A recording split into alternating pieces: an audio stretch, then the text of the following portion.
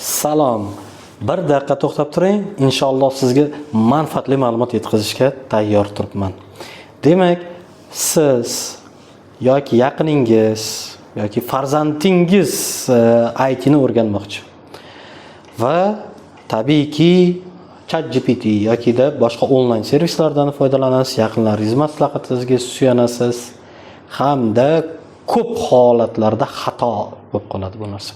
Xato nimadan iborat? Tanishimiz aytadi, "Voy, meni tog'amni o'g'li IT ni o'rganib, oyiga $4000 topyapti, $5000 topyapti. 5 oyda ichida o'rgandi, 6 oyda ichida o'rgandi." Yo'q, bu barcha ma'lumotlar xato. Kompyuterni 4 oy, 5 oyda o'rganib bo'lmaydi. Bu birinchisi. Ikkinchisi, IT ni ko'pincha dasturlash bilan bog'lab qo'yishadi. Bu ham noto'g'ri. Bu katta xato. IT da 100 dan ortiq yo'nalishlar bor.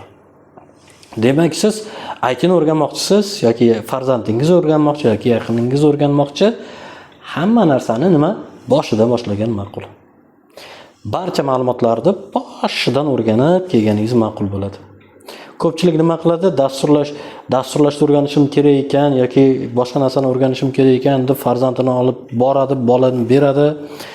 Farzandi ma'lum bir 5-6 oyda o'sha ota-onam berdi ekan, endi oqlashim kerak ekan deb o'qiydi, lekin yaxshi o'zlashtira olmaydi. Bunga asosiy sababchi o'zimiz. Biz nima taklif beramiz sizga? Bizning taklifimiz kompyuterni noldan o'rganing. Va bizning kurslarimizda ham kompyuterda noldan o'rganib olishingiz mumkin bo'ladi. Hech qaysi respublika bo'yicha ko'p o'quv markazlari ko'rganmiz.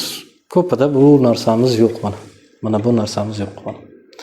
Bu nima desangiz, IT ni boshlanishi. Bunaqa daftardan 3 ta bor va 3 tani biz davomiy qilib boramiz. Ya'ni bizni tanlashingiz uchun maxsus kitob.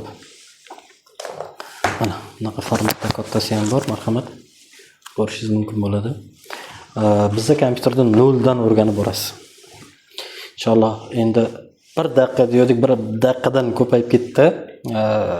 Aka yo'lmaysiz, uzr. Hamda bizning sahifamizga obuna bo'lib qo'ying. Bundan da manfaatli ma'lumotlarni yetkazib borishga harakat qilaman. Sog' va salomat bo'ling.